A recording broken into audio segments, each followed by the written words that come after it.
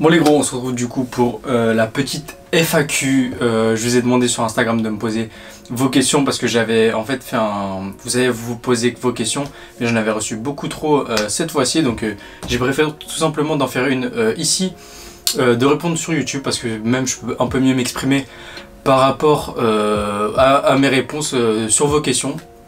Donc c'est parti. Donc la première question c'est poids et taille. Donc en ce moment je suis à 85 kg et 1m79. Certaines personnes me disent que je fais un peu plus, mais de ce que je me suis toujours mesuré, j'ai toujours fait 1m79. Niveau poids en ce moment je suis à 85 kg comme je vous avais dit il y a quelques temps. Donc je stagne un peu entre 85 et 84. Vu que j'essaie d'être un peu plus clean en ce moment, ça on y va doucement et même j'ai perdu un peu de fat, donc il y a ça qui joue également. Mais vu que je suis dans une bonne période, je me sens assez bien en ce moment, donc je pense que je vais prendre un peu plus. Donc là maintenant on a une question de Lulu Anjo, donc il me dit: hey, petite question, combien de cheats par semaine? Donc cette question c'est un peu délicat parce qu'il n'y a pas vraiment de... j'ai pas vraiment de cheat par semaine autorisé. Moi j'essaie vraiment de me fixer, comme vous avez pu voir avec MyFitnessPal, qui est une application pour calculer, pour bien se repérer par rapport à ses macros sur différents aliments.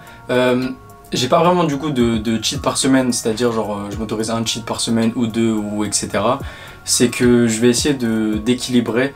Donc au lieu que le cheat, que ce soit un cheat entre guillemets qui me détruise mon total calorique, j'essaie plutôt à ce moment-là de l'adapter à ma journée pour que ce soit un cheat mais pas vraiment un cheat. Donc je peux manger un peu ce que je veux entre guillemets, même si j'essaie quand même de tenir ma diète actuellement. Si j'ai quelque chose à rentrer dedans, que ce soit un burger ou n'importe, là ça va être un peu plus délicat, mais ça fait pas mal de temps que j'en ai pas mangé, que j'ai pas mangé on va dire aussi gras, en aussi grosse quantité, un gros repas gras, c'est-à-dire un repas à peu près de 1200 calories peut-être. Bon du coup c'est un peu plus simple, j'essaie de manger assez sainement en ce moment. Donc en ce moment je dirais pas que je cheat, vu que j'essaie d'adapter à chaque fois. Mais surplus calorique, au final ça n'en est pas un, et vu que ça rentre dans mes macros, donc voilà, tout simplement j'essaie plutôt de m'adapter. Donc j'en ai pas vraiment en ce moment, mais ce que je peux vous recommander c'est d'éviter d'en faire en fait, tout simplement de juste essayer de rentrer tout ça dans vos macros. Faut pas que ce soit un cheat, faut pas que toute la semaine vous attendiez votre cheat de la semaine, genre le samedi ou le dimanche. Je trouve que c'est un peu con comme style de vie. Vivez la vie comme bon vous semble, mais moi je trouve que pour profiter c'est un peu mieux, surtout quand vous êtes en prise de masse et pas forcément en sèche, de pas forcément fixer un jour ou quoi que ce soit. Essayez d'adapter justement à vos repas, et en plus ça va vous permettre de pas faire de dégâts. Après je vous dis pas de faire ça tous les jours, c'est-à-dire pas tous les jours manger sale et adaptez-le. Ça c'est du if it sur macro, mais c'est pas forcément ce qui est le mieux pour moi je trouve. Mais tout simplement, essayer de pouvoir adapter, faut être plutôt flexible, je trouve, dans sa diète. C'est très important, et après on apprend un peu mieux à se connaître soi-même et à bien repérer aussi les calories dans les aliments. Là on me dit quel est mon top 3 boosters que j'ai essayé, et est-ce que j'ai déjà essayé des boosters avec du DMA. Booster avec du DMA, vous savez très bien que j'en ai déjà essayé plusieurs. J'avais essayé l'ancien Jacked, le Jack 3D, j'avais essayé quoi d'autre, le Methyl Drain, j'en ai essayé pas mal. Il y a le Not for Pussy, il y en a une quantité, il y a le Mesomorph, il y en a énormément, il y a le Centurion également. J'en ai essayé pas mal de pré-workout depuis quelques temps. Maintenant je me suis un peu calmé sur les pré-workout, parce que c'est pas forcément super pour l'organisme en vrai, hein. Vous vous déréglez un peu, surtout à force d'en prendre tout le temps. Donc si j'ai un top 3 à faire, en premier je mettrais le Total War de chez Redcon, qui est un pré-workout vachement complet. Ensuite en deuxième position je mettrais, je pense, soit l'Euphoria de David Lade, soit le Methyl Drain. Et en troisième, je mettrai le Pumperix de QNT. Quand vous prenez 2 scoops, il n'y a pas d'excitant dedans, mais pour moi c'est un excellent pré-workout parce que ça va justement vous permettre de faire un très bon entraînement, et vous avez juste à prendre un café en parallèle et ça va très bien se passer et vous allez faire une excellente séance. Et voilà, et sinon oui, le DMA j'en ai déjà pris, et j'en ai même pris en caps. Le DMA, pour ceux qui ne savent pas, c'est du et ça permet de mieux focus et d'être un peu plus concentré sur sa séance, mais après ça tape un peu le cerveau, donc c'est pas forcément super. Ça a été interdit par la législation française, pardon, Donc bon, c'est interdit, c'est pas ouf. Là j'ai une question, c'est comment gères-tu ton cardio sur la semaine? J'ai répondu sur Instagram également. Mon cardio sur la semaine, en fait je ne fais pas de cardio à proprement parler dans ma semaine, c'est-à-dire je cale pas une séance où je vais faire du cardio, même si c'est pas mal et même si en soi on en a besoin pour travailler son cœur ou n'importe, mais j'essaie plutôt de marcher au maximum dans ma journée, donc ça augmente ma dépense calorique et ça augmente mon activité physique tout simplement, parce que forcément la salle, quand vous faites des répétitions, enfin des séries assez courtes, en termes de répétition, c'est un peu compliqué, vous faites pas vraiment énormément de cardio et bosser le cœur c'est plutôt important. Donc j'essaie plutôt de me dépenser dans la rue, c'est-à-dire dès que j'ai un trajet à faire ou par rapport à ma pause de midi également, j'essaie de marcher au maximum pour essayer de me dépenser. En même temps ça me fait voir du paysage, ça me fait être dehors, c'est toujours agréable je trouve. Après quand il fait moche c'est un peu plus compliqué. Quand il fait moche bien sûr là on peut rajouter je pense un peu de cardio, mais quand il fait beau comme en ce moment, même si ça va plus trop être le cas, je conseille de marcher tout simplement, augmenter sa dépense calorique comme ça, c'est toujours plus agréable. Antonin qui me demande tu fais quoi comme études. Je sais pas si vous avez remarqué dans le Day in the Life, mais bon, tout simplement je suis en école de commerce, je suis en 3e année là d'école de commerce, pour ensuite me spécialiser en 4e et en 5e année, je pense en marketing digital, voilà, parce que ça m'intéresse plutôt, tout simplement. Donc voilà, 3e année, hein, tout se passe bien pour l'instant, on verra par la suite comment ça se déroule, mais voilà, je suis du coup en école de commerce, du coup je fais du marketing, et c'est à peu près tout. Là, on a une question de Nicolas qui me dit comment tu gères alcool, muscu durant les études. Bah ça c'est un truc assez récurrent en plus chez les jeunes, il y en a plein qui la lient entre guillemets bien, mais moi j'ai pas ce problème parce que tout simplement je ne bois pas, je ne bois quasiment très peu, je n'aime pas les alcools comme la bière ou n'importe, donc moi, un cocktail ça me suffit, et même vu que je fais pas énormément de grosses soirées, etc. Peut-être que je vais pas être cool pour vous, hein, tout simplement, mais voilà, vu que j'en fais pas énormément, je n'ai pas forcément l'occasion et j'en ai pas forcément l'envie surtout. Je n'aime pas forcément ça, donc voilà, je préfère carrément boire un verre en terrasse, un coca zéro no fake, ou carrément bouffer au resto. Moi je préfère large ça que de me bourrer la gueule tout simplement, donc j'ai pas forcément du mal à allier ça. Mais si vous voulez des conseils pour allier tout ça, il y avait une vidéo de HZod par rapport à ça et qui est plutôt bien expliqué comment un peu permettre de se coller des races tout en faisant de la muscu, donc n'hésitez pas à aller voir ça si vous en avez envie. Là on me demande combien d'années de pratique, donc j'ai actuellement 4 ans de pratique, bientôt 4 ans et demi de pratique. J'ai commencé ça en janvier 2016, j'avais 15 ans et demi, même pas 15 ans et demi les gars, j'avais à peu près un peu 15 ans et demi, je suis né en début novembre pour ceux qui veulent savoir, donc j'avais un peu 15 ans et demi, et ouais, du coup ça va faire 4 ans et demi bientôt 5 ans, le temps passe vite, et donc voilà, ce physique là, je l'ai acquis pour tous ceux qui me demandent, pardon, je l'ai acquis en 4 ans et demi à peu près. Donc voilà, c'est la durée à peu près pour l'atteindre, hein. Normalement si j'ai pas fait trop d'erreurs, c'est la durée minimale pour l'atteindre, on va dire. Donc là j'ai une question de Castor Malicieux, il me dit c'est quoi le meilleur conseil que tu pourrais donner à quelqu'un qui a du mal à progresser? Donc des problèmes de progression, il y a plusieurs facteurs qui peuvent être liés à ça. Donc tout simplement, premièrement ça va être l'entraînement, il y a aussi la diète et il y a aussi tout simplement le repos. Il y a ces 3 facteurs, après il y en a d'autres qui vont se mettre en place bien sûr, c'est-à-dire comme le stress par exemple. Mais voilà, donc va falloir voir quel est le facteur qui cause problème. Donc si c'est l'entraînement, peut-être que on ne s'entraîne jamais trop peu, mais on peut s'entraîner trop par exemple. Si vous faites juste 3 séances par semaine, je vous assure que ça peut suffire. Après, forcément c'est pas ce qui va être optimal, mais ça peut suffire. Par contre, si vous faites du 7-7 et vous voyez aucun résultat entre guillemets, enfin si vous dites que les résultats sont pas à la hauteur de vos attentes par rapport au travail que vous fournissez, là ça peut être logique parce que peut-être que votre corps ne se repose pas assez et peut-être qu'à côté l'alimentation ne suit pas également. Donc les conseils que je peux vous donner, c'est tout simplement bien organiser votre entraînement. Si vous avez du mal à progresser, pourquoi pas vous tourner vers un coach, tout simplement. Il y a Raptor Coaching Pro qui était très bien et je vous ferai une vidéo sur Raptor Coaching Pro justement pour vous donner mon avis, parce que j'ai reçu plein de questions sur ça, mais ça je peux pas y répondre comme ça va être un peu trop long, donc je vais faire une vidéo dédiée à ça. Donc soit aller voir un coach, soit tout simplement vous renseigner sur internet. Il y a énormément de sources sur internet, que ce soit sur YouTube ou sur plein de sites internet. Moi le but c'est pas forcément de vous éduquer, je suis pas coach sportif, je vais pas vous éduquer sur des trucs, mais je vais plutôt vous expliquer ce que j'applique moi personnellement, tout simplement. Je trouve que c'est un peu plus intéressant, et vu que en soi je n'ai rien à vous apprendre parce qu'il y a à peu près déjà tout sur internet tout simplement, donc voilà, soit vous allez voir un coach, soit vous vous renseignez et vous faites votre propre programme, c'est-à-dire vous pouvez changer votre méthode d'entraînement, c'est-à-dire le nombre de séances ou le format d'entraînement.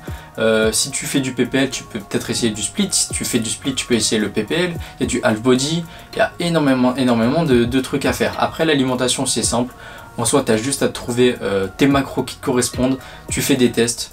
Macros qui correspondent, tu manges bien, tu peux manger plus si tu as du mal à progresser, c'est peut-être la cause, c'est que tu manges pas assez, tout simplement. Il y a des personnes qui ont besoin d'énormément de calories pour progresser, donc voilà, c'est tout simple. Si tu as besoin de beaucoup de calories, faut manger plus. Et il y a aussi le facteur repos, ça je trouve c'est très important. Il y a énormément de moments, par exemple dans la semaine, je vais être un peu fatigué. Vu que moi je suis sur 5 jours d'entraînement, comme je vous avais dit dans une vidéo précédente, j'essaie de me caler 1 ou 2 jours dans la semaine de repos. Si je suis vraiment claqué, je ne vais pas m'entraîner tout simplement. Si je sens que j'ai pas le temps et que je vais juste être dans le rush et que je vais être fatigué et que au final la séance elle va plutôt être contre-productive que justement l'inverse productive, que je n'aurai pas des bonnes perfs, etc. Je trouve à ce moment-là autant aller dormir et rester chez vous les amis. Mais donc voilà, c'est tout simple, il y a le repos et après il y a aussi peut-être un facteur stress. Peut-être que dans ta vie tu vas être stressé ou n'importe, il y a énormément de facteurs, mais les 3 principaux qui sont repos, la diète et l'entraînement, c'est sur ça que tu dois jouer. Et si tu veux être accompagné, tu peux prendre un coach comme je t'ai dit. Ça va vraiment permettre de débloquer pour certaines personnes qui ont même plus de motivation. Ça répond aussi à la question pour ceux qui se demandent comment on fait pour rester motivé. Si vous avez un manque de motivation, prenez un objectif, mettez-vous un objectif en tête, que ce soit à court et long terme. C'est bien d'en avoir 2, à court et long terme. Tout simplement, et prenez un coach si vous avez vraiment du mal et que vous voulez être accompagné pour progresser. Donc il y a une question un peu en rapport là, ça va être on me demande comment je peux savoir que je stagne. Donc vous pouvez pas vraiment le savoir ou le voir réellement. Pour moi il y a certains moments où je peux voir que je stagne, c'est à des moments où je m'entraîne, mais ça se voit plutôt sur plusieurs mois. Vous voyez qu'il n'y a pas forcément d'énormes évolutions, il peut y avoir des évolutions de perf, mais pas forcément d'évolution physique, c'est comme ça, c'est la vie. Il y a plusieurs périodes, moi quand j'ai commencé j'ai pris, je trouve que à un moment j'étais un peu skinny fat tout simplement, et après plusieurs mois d'acharnement, mon physique a d'un coup explosé, tout simplement. Après pendant une longue période également j'ai stagné, je m'améliore, on s'améliore juste légèrement, on stagne jamais vraiment mais on s'améliore légèrement. Et après d'un coup, bam, le corps il réagit encore et vous reprenez, etc. C'est plusieurs périodes, faut jamais penser que ça va être linéaire ou même que vous allez tout le temps stagner. Il y aura toujours des petits, vous allez toujours vous améliorer un tout petit peu, que ce soit sur la force ou sur la shape. Il y a toujours un des deux qui va bouger les gars. Donc il y a une question, es-tu Nati et as-tu un préparateur, me demande Lucas. Donc est-ce que d'abord j'ai un préparateur? Ça vous verrez plus tard. J'attends, je laisse quelques mois pour vous montrer un peu comment ça se passe et selon comment bouge la shape, etc. Je vous en parlerai un peu plus tard. Est-ce que je suis Nati? Oui, je suis 100% naturel. J'ai jamais touché à n'importe quelle substance dopante de toute ma vie, que ce soit même des pilules ou des injectables ou même des sprays. J'en ai jamais pris tout simplement parce que je n'en ai pas l'envie. C'est très simple, j'en ai pas l'envie. Pour ceux qui pensent que je suis dopé, bon vous semble, j'ai un peu passé le cap où j'ai plus envie de m'expliquer sur le fait que je suis naturel, parce que pour moi c'est pas quelque chose qui doit, que j'ai à me justifier, je n'ai pas à me justifier de ça tout simplement. Je trouve qu'il y a un peu une hypocrisie, un peu de... Quand une personne est par exemple chargée, et ça tout le monde le sait, il y a tout le monde qui va le soutenir, qui va dire ouais bravo t'as une bête de shape, t'es chaud, etc. Mais par contre dès qu'une personne naturelle va être un peu plus forte entre guillemets que la moyenne, même si je dis pas que c'est mon cas, mais d'un coup on va juste lui pointer du doigt, on va dire ouais juste tu dopes. Donc bon ce truc là ça me saoule un peu et j'ai même plus envie de me justifier en fait, parce que je n'ai pas à le faire. Pour moi j'ai pas forcément un physique extraordinaire, je suis bien je trouve personnellement, mais non, je suis totalement naturel et je le resterai. Et j'ai une question justement qui va avec ça, c'est quand tu te charger un jour? Non, je n'ai pas l'intention du tout de me charger. je n'ai pas l'envie personnellement, vu que je n'ai pas des objectifs de devenir IFBB Pro, ça je vais pas vous le cacher, hein. Je n'ai aucune envie de devenir IFBB Pro. Je trouve que le bodybuilding à cette échelle-là, c'est-à-dire IFBB Pro, même Olympia, etc., je trouve que c'est un très bon divertissement, j'adore ça, mais je n'ai pas envie d'en faire partie, vu qu'il pour moi il y a trop de sacrifices derrière ça que je ne pourrais pas assumer. Et même personnellement, j'ai pas envie de m'infliger tout ça, ou même à des proches autour de moi. C'est un peu compliqué ce monde-là, mais bien sûr, j'adore ce monde-là. Je regarderai toujours toutes les compétitions, et même j'accompagne des potes qui vont faire des trucs à gros niveau, parce que forcément ça m'intéresse, mais non, je ne vais pas me charger un jour. Donc là on me demande des tips pour la prise de masse. Si vous utilisez des tips sur la prise de masse, j'ai déjà des vidéos par rapport à ça. Sinon j'ai d'autres questions qui sont: as-tu déjà fait ou fais-tu des cycles de force? Et il me demande aussi, DBR Robinson, le meilleur format d'entraînement pour moi en tant qu'étudiant. Donc en plus j'en ai fait plusieurs, donc ça je peux vous en parler. Donc tout d'abord, la première question c'est: as-tu ou fais-tu des cycles de force? Non, je n'ai jamais fait. J'ai hésité à en faire pendant une période, c'était quand, à peu près 1 an après que je commence la muscu, je faisais pas mal de soulevés de terre. Pour ceux qui se souviennent, enfin ceux qui ont vu des anciennes vidéos, je faisais pas mal de sumo, j'étais arrivé jusqu'à 210 en perf. Mais j'avais jamais fait de cycle de force, les gars. C'était juste, je faisais une rep pour le kiff à chaque séance, et plusieurs reps à chaque fois à ma séance legs.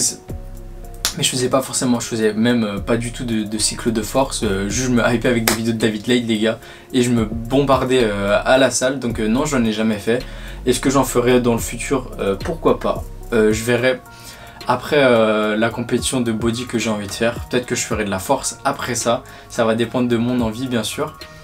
Et sinon, le meilleur format pour moi en tant qu'étudiant actuellement, je dirais, en ce moment vu que je fais du split, je vous dirais le split, mais ça va dépendre des personnes, ça va dépendre du jour, du nombre d'entraînements que vous pouvez vous caler dans la semaine. Ça va dépendre également des jours de repos que vous pouvez également vous caler dans la semaine. Il y a énormément de facteurs qui vont jouer sur ça. Donc depuis que je suis au lycée, donc j'ai commencé la muscu en étant au lycée, j'ai fait plusieurs entraînements. J'ai fait du split, j'ai fait du half body, et j'ai fait du PPL. Donc pour moi, un des meilleurs formats d'entraînement en étant étudiant, on va vous mettre une moyenne environ de 5 jours d'entraînement par jour, comme moi actuellement. Je dirais donc soit le split, en ce moment je fais du split, donc soit le split, soit ce que je faisais pendant une période également avec Raptor Coaching Pro, on m'avait fait faire du PPL plus du half body. Donc ça me faisait 5 jours d'entraînement, donc un push, un pull, un legs, et un upper, un lower. Et ça c'était plutôt pas mal. Ça me permet d'avoir pas mal de jours de repos, mais pourtant, c'est-à-dire 2 jours de repos, mais pourtant pouvoir taper tous les muscles entre guillemets 2 fois. Donc ça c'est également un bon programme. Mais après, le format d'entraînement, ça va s'appliquer surtout par rapport à vos points faibles, vos points forts. Faut essayer de taper un peu plus forcément les points faibles que les points forts, et essayer de vous adapter tout seul. Mais moi je vous dirais donc forcément le split et le PPL. Donc j'ai une question là: quelle est ton secret pour rester aussi déter dans la longévité? Je vous l'ai déjà dit, ça va vraiment vachement se jouer sur un objectif. Essayez d'avoir un objectif à court terme et un à long terme. Exemple, je vais vous donner mon cas personnel. À court terme, entre guillemets, j'en ai pas vraiment, même si le court terme, je pourrais vous dire la compète que j'ai envie de faire. Voilà, pour moi ça va être ça. La compète que j'ai envie de faire l'année prochaine, ça va être un objectif à court terme. Donc je suis vraiment déter pour ça. Et à long terme, au final, c'est d'afficher le meilleur physique possible naturellement pour moi, et représenter le body naturel dans toute la France. Pour tes partenariats avec des marques, ce sont elles qui t'ont contacté. Pour les partenariats avec des marques, la plupart du temps, oui, ça a été elles qui m'ont contacté. La seule fois où je n'ai pas été contacté, c'était avec Prozis à l'époque. C'est moi qui avais rempli le formulaire pour devenir partenaire Prozis. Mais après, ça avait plutôt bien marché, donc plutôt cool. On était resté entre de bons termes et c'était bien passé, donc super. Mais sinon, tous les autres partenariats que j'ai déjà eu, c'est pas moi qui les ai contactés, c'est eux qui viennent vers vous en général. Pour ceux qui recherchent des partenariats, surtout un partenariat sérieux, en général, ça va vraiment être la marque qui va vous contacter et pas l'inverse. Par exemple, chez vraiment des grosses marques, c'est jamais là vous qui allez les démarcher. si vous allez démarcher au culot, je pense que ça va plus trop marcher comparé à avant, même si avant ça pouvait se faire, maintenant ça va être un peu plus compliqué vu que surtout des marques qui ont des grosses audiences, qui ont une grosse communauté, qui sont vraiment énormément, ça va être très compliqué de faire ça. Il y a plein de personnes qui essaient de les démarcher justement, mais ça va mener à rien, ça je vous l'assure. Voilà les gars, j'espère que la vidéo FAQ vous a plu. Voilà, c'était un petit training d'eau, une petite FAQ. Donc la prochaine vidéo sortira normalement la semaine prochaine. J'essaie d'être à une petite cadence de une vidéo par semaine. Ça monte plutôt bien et je suis plutôt content des retours que j'ai eu sur les précédentes. Donc voilà les gars, moi je vous dis à plus pour une prochaine vidéo. Peace.